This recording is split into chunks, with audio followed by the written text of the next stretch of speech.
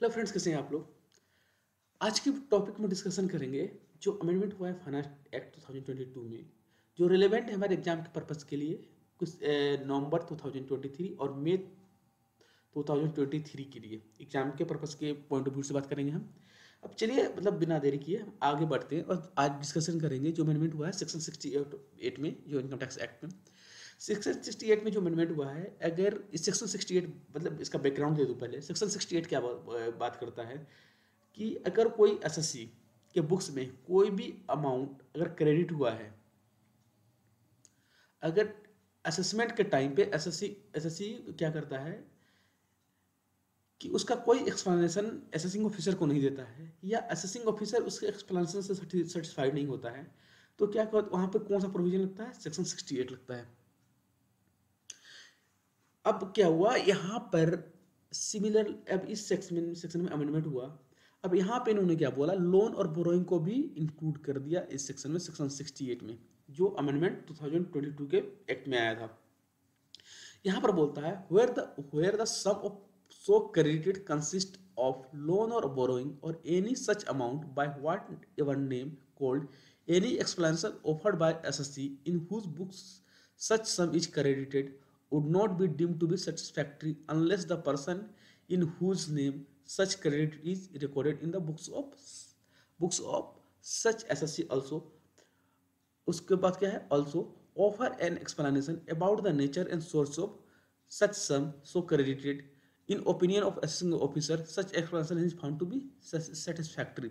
यहाँ पर क्या किया है कि यहाँ पर जो सेक्शन में 68 में बात कर रहा था, any found credit in the books of, any sum found in, जो बिफोर द अमेंडमेंट की बात कर रहा हूँ, any sum found in credit in books of accounts. यहाँ पर कोई भी अमाउंट हो, तो लोगों ने यहाँ पर स्टार्ट क्या कर दिया कि किसी से अगर ब्लैक मनी में ब्लैक मनी को व्हाइट मनी में कन्वर्ट करना है, तो किसी एक्स पार्टी से क्या लिया, लोन लिया या बोरिंग दिखाया अपने बुक्स में, फिर उसको क्या कर रहा है, उसको चेक के थ्रू कन्वर्ट करते थे, या मतलब एक तरफ एंट्री होती थी बैंक के थ्रू और दूसरी तरफ उसका पेमेंट कैश के थ्रू होता था। कब इसका मतलब किस टाइप से करते थे, ये लोन और बोरोइंग करके दिखाते थे।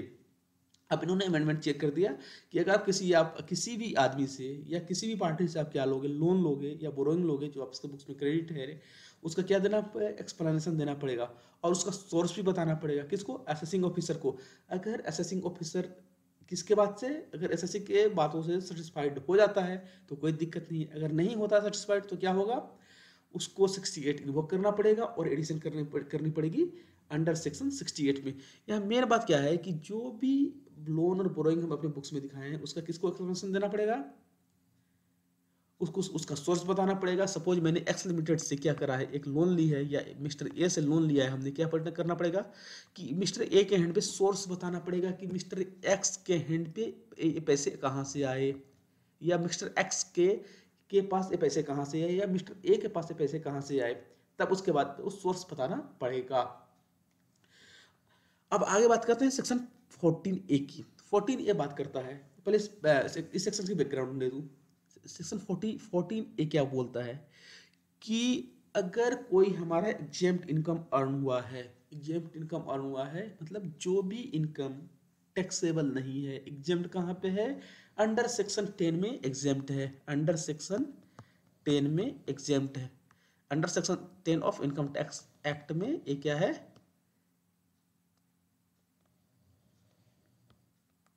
एग्जेम्प्ट है। उस इनकम को अर्न करने के लिए हमने जो भी खर्च करे हैं, उस इनकम को अर्न करने के लिए हमने जो भी खर्च करे हैं, वो क्या होगा, हमें अलाउ नहीं होगा। मतलब वाइल फाइलिंग द रिटर्न हम क्या करेंगे, इस एक्सपेंडिचर को हम डिसअलाउ करेंगे। अब इसमें क्या हुआ, कुछ जजमेंट आए हाई कोर्ट्स के और सुप्रीम कोर्ट के, जिसमें फेमस केस लॉज है 14A में होलसिम इंडिया प्राइवेट लिमिटेड, केम इन्वेस्टमेंट, ये दोनों दिल्ली हाई कोर्ट के जजमेंट है, और एक चैत्यानंद लॉजिस्टिक प्राइवेट लिमिटेड, ये ऑनरेबल सुप्रीम कोर्ट का जजमेंट है। इसके बाद और भी सुप्रीम कोर्ट के जजमेंट और आए, सुप्रीम कोर्ट के इस जजमेंट के बाद सुप्रीम कोर्ट के जजमेंट और भी आए। यहाँ पर क्या बोलता है कि हमने एग्जेम्प्ट इनकम अर्न करा, एग्जेम्प्ट इनकम अर्न कैसे करेंगे, हमने या तो इन्वेस्टमेंट करा होगा, इन्वेस्टमेंट करना करा होगा एग्जेम्प्ट अर्न करने के लिए। पहले तो डिविडेंड एग्जेम्प्ट होता था, long term capital gain exempt होता था, वो तो सारा टैक्सेबल हो गया। अगर मैं एग्रीकल्चर इनकम की बात करूँ तो एग्जेम्प्ट इनकम होता है।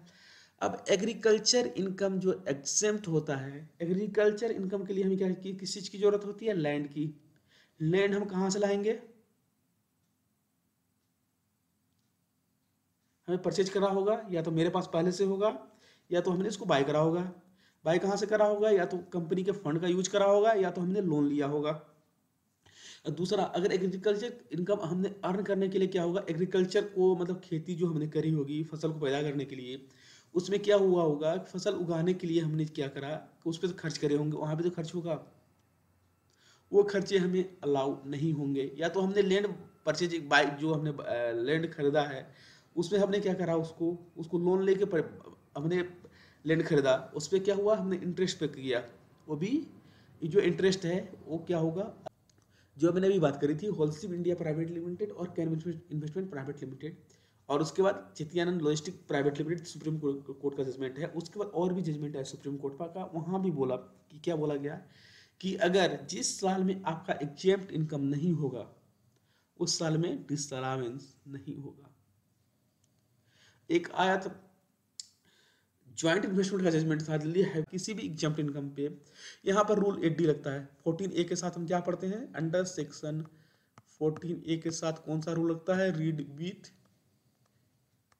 रूल 8D यहाँ पर लगता है। यहाँ पर उन्होंने स्पेसिफिक मेथड दिया हुआ है कि हमें इसका कैलकुलेशन, जो एग्जेम्प्ट इनकम होगा, इसका जो जो एक्सपेंडिचर हम डिसअलाउ करेंगे उसका कैलकुलेशन हम किसके अकॉर्डिंग करेंगे?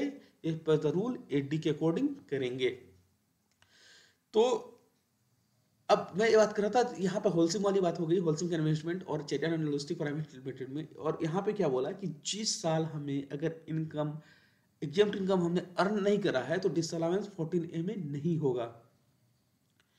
तो अब इस पे अमेंडमेंट सुप्रीम कोर्ट के जजमेंट के बाद यहाँ पर इस सेक्शन में, उसके बाद इन्होंने क्या करा, इसके इस जजमेंट आने के बाद उन्होंने क्या करा, इसके बाद उन्होंने एक नोटिफिकेशन इशू करा।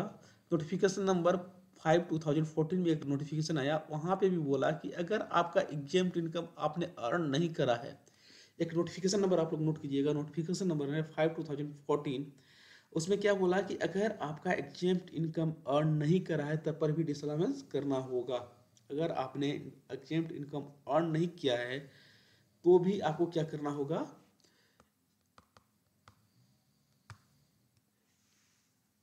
डिसअलावेंस करना होगा। एक कब आया? बस सर्कुलर नंबर 5/2014 में एक सर्कुलर आया था। ये 5 सर्कुलर नंबर है 5/2014। किस ईयर था? 2014 में सर्कुलर आया था।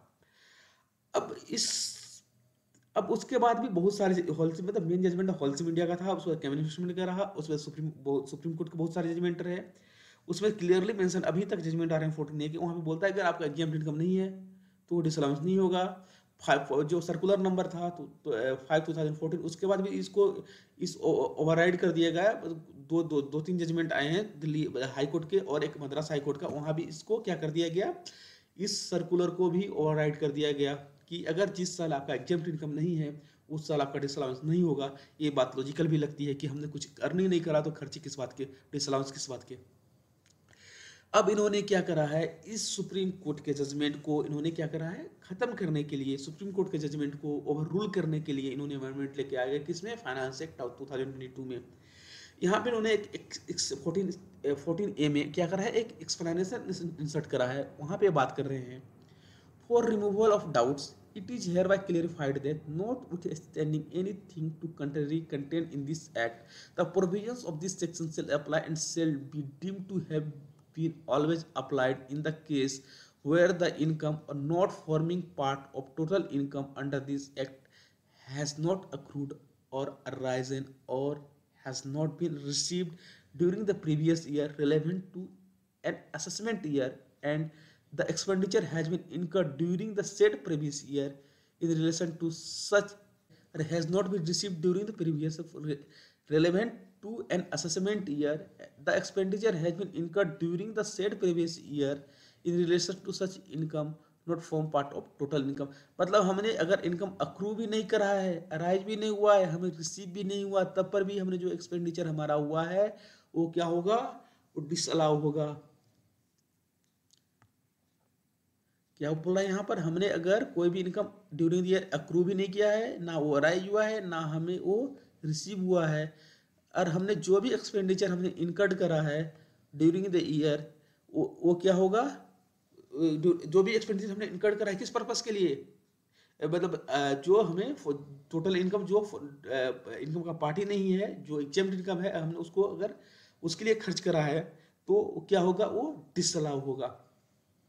तो कुल मिला के अब इन्होंने क्या करा कि अगर Holcim India private limited came investment और बहुत सारे केस लॉज हैं इंक्लूडिंग सुप्रीम कोर्ट के जजमेंट को ओवररूल करने के लिए अमेंडमेंट आया, और ये इफेक्टिव कब है, 1/4/2022 से एप्लीकेबल है। मतलब 1/4/2022 के बाद जो भी आपका एग्जेम्प्ट इनकम है, जो भी आपका अगर जो भी आपने एक्सपेंडिचर इनकर्ड करा है किसके लिए, एग्जेम्प्ट इनकम अर्न करने के लिए, मैटर फर्क नहीं पड़ता कि आपको एग्जेम्प्ट इनकम रिसीव हुआ है या अराइज हुआ है या अक्रू हुआ है, मैटर नहीं करता, वो डिसअलाउंस होगा कहाँ पे, अंडर सेक्शन 14A में ऑफ इनकम टैक्स एक्ट। इसका कैलकुलेशन हम कैसे करेंगे, कैलकुलेशन इसका रूल 8 पर रूल 8D करेंगे। अब हम बात करते हैं परक्विजिट्स की। अगला अमेंडमेंट जो है परक्विजिट्स सैलरी सेक्शन से है। सैलरी सेक्शन में सेक्शन 17 सब सेक्शन 2 से बात करते हैं। यहाँ पर क्या हुआ, कोविड कोविड जैसा हम लोग जानते हैं, कोविड जो है पूरे विश्व को क्या करा है, अपने चपेट में लिया, और इकोनॉमी बहुत तबाह हुई इससे, और फाइनेंशियल इम्पैक्ट सभी लोगों पे पड़ा। तो इन्होंने एक अमेंडमेंट लेके आए जो सैलरी क्लास के लोग जो हैं उनके लिए, कि अगर ये जो सेक्शन जो 72 है उसकी बात करते हैं, जो भी परक्विजिट्स किसको दिए जाते हैं, जो भी मेडिकल फैसिलिटीज या दिए जाते हैं एम्प्लॉय को, वो एग्जेम्प्ट होता है। तो इसमें इन्होंने क्या करा है, एक अमेंडमेंट लेके आए। क्या अमेंडमेंट लेके आए कि अगर कोई in respect of any illness relating to COVID-19 subject to condition notified by the government, central government, according the central government has by notification number 19/2022 dated 5/8/2022 specified the following condition। उन्होंने क्या करा, एक notification लेके आए subject to कि अगर Covid में अगर इलाज के लिए हमें कोई खर्च अगर कहाँ से मिलता है, एम्प्लॉयर से मिलता है, तो वो क्या होगा, एग्जेम्प्ट होगा, वो टैक्सेबल नहीं होगा in the hands of employee. उसमें क्या कंडीशन इन्होंने लगाया कि employee has to submit the following document to the employer, the COVID-19 positive report of the employee और फैमिली मेंबर, और medical report if clinically determined to be COVID-19 positive through investigation in a hospital or in a inpatient facility by the treating physician of a person so admitted। अब मतलब अभी Covid report में अगर उसके family को Covid report कहाँ से होना चाहिए, अगर एम्प्लॉय का है, इसका फैमिली मेंबर का है, तो उसका कोविड पॉजिटिव रिपोर्ट क्या होना चाहिए किसके, ये मतलब या हॉस्पिटल के थ्रू या जहाँ वो एडमिट है वहाँ पे, मतलब मेडिकल इंस्टीट्यूशन के थ्रू रिपोर्ट उसका होना चाहिए, कोविड पॉजिटिव रिपोर्ट उसके पास होना चाहिए। उसके बाद क्या बोलता है, all the necessary documents of the medical diagnosis or treatment of the employee or his family member for COVID-19 or illness related to 19 suffered within 6 months from the date being determined as COVID-19 positive। अगर जिस दिन 6 महीने का report या medical treatment report किसका, उस employ या उसके फैमिली मेंबर का, कब से, जिस दिन उसको कोविड-19 हुआ उसके 6 महीने का रिपोर्ट, जिस दिन से वह कोविड रिपोर्ट पॉजिटिव रिपोर्ट आया उसके 6 महीने के बाद का रिपोर्ट उसको चाहिए। ओल्ड डॉक्यूमेंट सबमिट करना होगा किसको, एम्प्लॉयर को। All the necessary document of the medical diagnosis treatment of the employee और हिज फैमिली फॉर COVID-19 और illness related to COVID-19 suffered within 6 months from the date of being determined as COVID-19 positive.